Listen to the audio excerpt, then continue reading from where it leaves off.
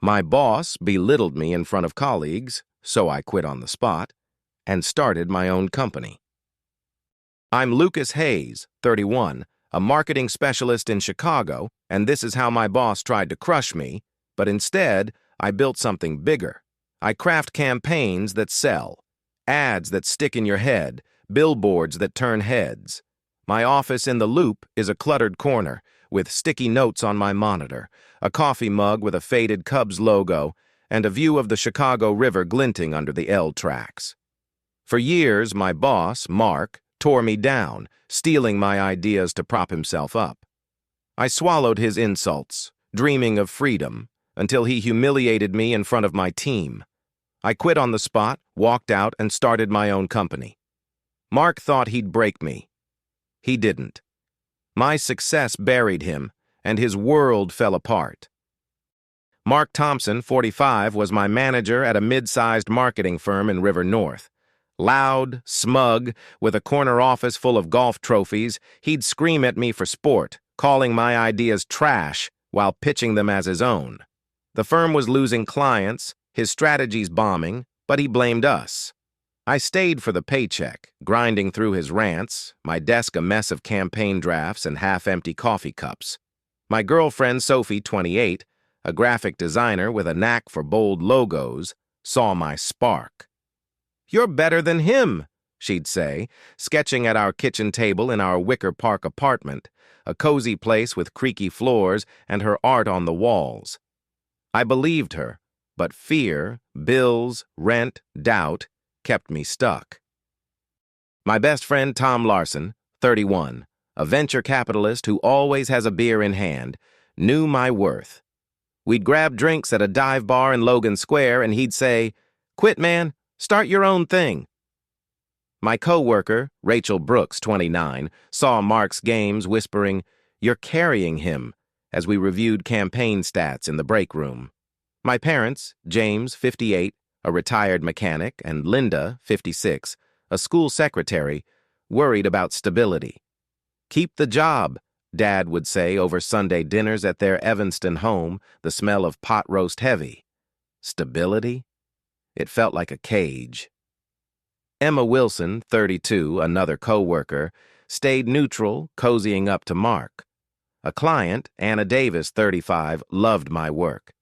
"You've got talent," she'd say, signing off on my pitches at downtown coffee shops. I had big ideas. Viral campaigns, Mark shot down. "Stick to coffee runs," he'd sneer, then pitch my concepts to clients.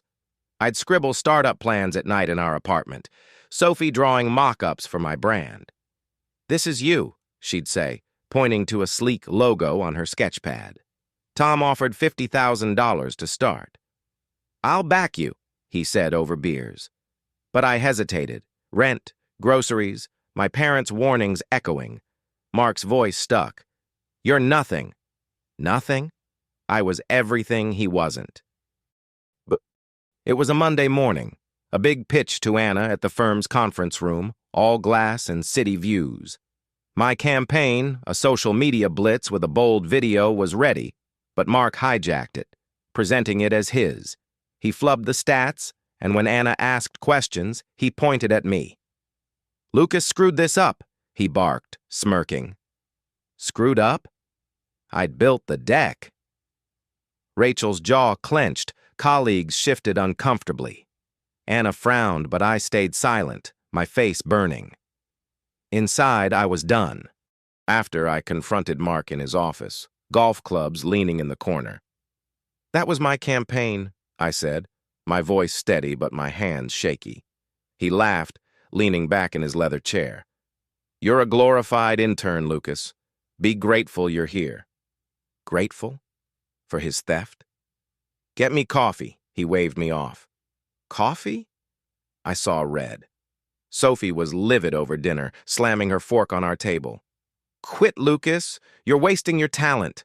Tom called, blunt. "He's scared of you. Walk." Walk?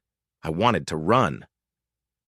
Rachel slipped me the pitch deck, proof it was mine. "He's been stealing your work for months," she whispered, handing me emails where Mark took credit. Months? I checked the firm's numbers. Client retention down 20%, all Mark's fault. His genius was a lie, built on my ideas. I told Tom at our usual bar, the jukebox blaring. "Start your own shop," he said, grinning. "I'll fund it." Sophie sketched a logo at home, her pencils scattered. "This is your brand," she said, eyes bright. "My brand? Maybe, but doubt gnawed. Could I really make it? Bills, rent, my parents' steady job mantra. I drafted a resignation letter, my hands trembling. Was I crazy to leave? Mark doubled down. In a team huddle, he trashed my latest idea, a viral video campaign, calling it amateur. "Lucas can't hack it," he sneered, colleagues watching. "Hack it?" I'd won clients he'd lost. Anna emailed later, "Your ideas are solid, keep pushing." Solid? They were gold. That night, I finalized my startup plan, using the campaign Mark trashed. Sophie built a website. Tom pledged the $50,000. "Do it," he texted. Rachel nodded at work. "You're better than him." Then he pushed too far. Another meeting, another client, Mark at the whiteboard shredding my video pitch. "Lucas's ideas are garbage," he sneered, grinning at the team. Garbage? It was the same concept he'd stolen before. Rachel's eyes narrowed. Emma shrugged. I gripped my pen, heart pounding. He turned to me. "Got anything better, or are you just dead weight?" Dead weight? I was done. I stood, my voice steady, but my insides churning. "I'm done." The room froze. "Done?" Mark laughed. "You're nothing without me." Nothing? I dropped my resignation letter on the table. "Good luck," I said, walking out, my shoes echoing on the hardwood. Colleagues gasped. Rachel smirked. Emma muttered, "He'll flop." Flop? I was just starting. Mark yelled after me, "You'll beg to come back." Beg? He'd be the one begging. Outside, Chicago's wind hit me, sharp and freeing. Sophie hugged me at home, her sketchpad open. "You're free," she said, eyes shining. Tom called, roaring, "Hell yeah, let's build your empire." Empire? I set up shop in our apartment, Sophie designing a logo, Tom wiring the cash. Rachel texted, "Mark's fuming. You shook him." Shook? I'd shatter him. Anna emailed, "Heard you left. Got something new?" New. I pitched her my campaign, and she signed on. Mark didn't stop. Rachel overheard him bad-mouthing me to clients at a Loop event. Lucas couldn't handle the heat. Heat? He was tanking accounts. Emma spread his lies at the firm, saying I cracked under pressure. Cracked? I was thriving. I dug into the firm's dirt. Mark's campaigns flopped, losing 30% of clients in a year. His genius was smoke, built on my work. Rachel leaked internal emails, Mark claiming my ideas, botching them. "Use this," she wrote. "Use it? I would." My startup gained traction. I landed 2 small clients, using the video pitch Mark trashed. Sophie's website went live, sleek and bold. Tom connected me with investors. But doubt crept in. Long nights, tight cash. I called Dad, testing. "Starting a company's risky," he warned, his voice gruff over the phone. Risky. Staying with Mark was worse. Mom fretted, "You'll find another job, Lucas." Another job? I was building a legacy. Mark upped his game at a client event, cornering Anna.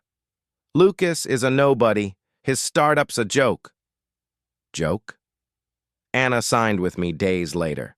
Emma emailed, smug, "You'll crash, Lucas. Mark's untouchable." Untouchable? His firm was bleeding. I met Anna at a charity gala in River North. Her confidence in me electric. "You're the future," she said, toasting with cheap wine. Future? I was now. Rachel quit Mark's firm, joining me. "He's scared," she said, grinning. Scared? He should be. I prepped a new campaign, aiming to steal his biggest client, my heart racing. Was I pushing too hard? Sophie kissed me. "Own it," Tom texted. "Bury him." I was ready to outshine Mark, and his world was about to crack.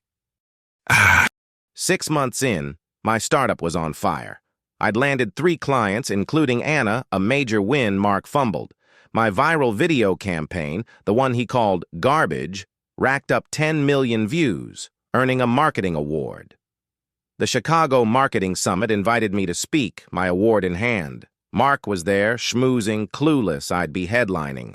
Rachel prepped a slideshow, my campaign stats, client wins, Mark's stolen emails. "Drop this," she said. Sophie kissed me. "Own the room." Tom texted, "Bury him." I took the stage, my heart pounding but my voice steady. "Success comes from vision," I said, clicking to my campaign. 10 million views, $5 million in client revenue. The crowd clapped. "This was my idea," I said, "killed by my old boss." I flashed Mark's email, trashing it as garbage. Gasps rippled. "He stole my work," I said, showing his pitch deck, my deck word for word. Mark's face reddened in the crowd, his smirk gone. "I quit," I said, "and built this." My company logo blazed. 20 clients, $2 million in revenue. The room roared, standing. Anna signed another deal with me on the spot. Mark shouted, "Lies!" and stormed out. Lies?